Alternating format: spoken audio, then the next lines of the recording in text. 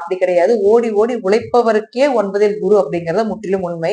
குரு உங்க ராசியை பார்க்கிற வரைக்கும் கெட்ட சகவாசங்கள், பெரிய கெட்ட நேரம் அப்படிங்கறதுல எதுவுமே உங்களுக்கு வேலை செய்யாது. ஜாதகத்துல தசாபுத்தி ஏதாவது பிரச்சனைகளை கொடுத்தாலும் கூட இந்த குரு பார்வையினால அது உங்களுக்கு அப்படி நல்லதாக மாறுறதுக்கு உண்டான வாய்ப்பையும் இந்த குரு ஏற்படுத்தி கொடுப்பார்.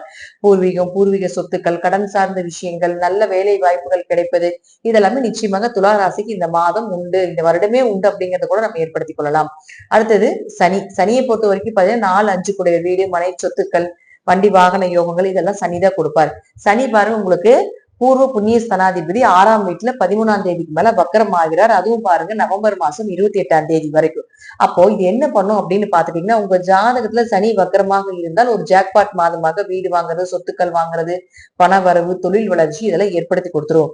ஒருவேளை சனி உங்களுக்கு வக்கரமாக இல்லை அப்படின்னா இதுல கொஞ்சம் பொறுமையாக இருங்க.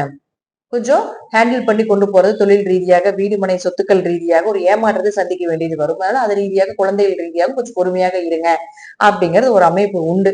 அடுத்தது பாருங்க உங்களுக்கு புதன்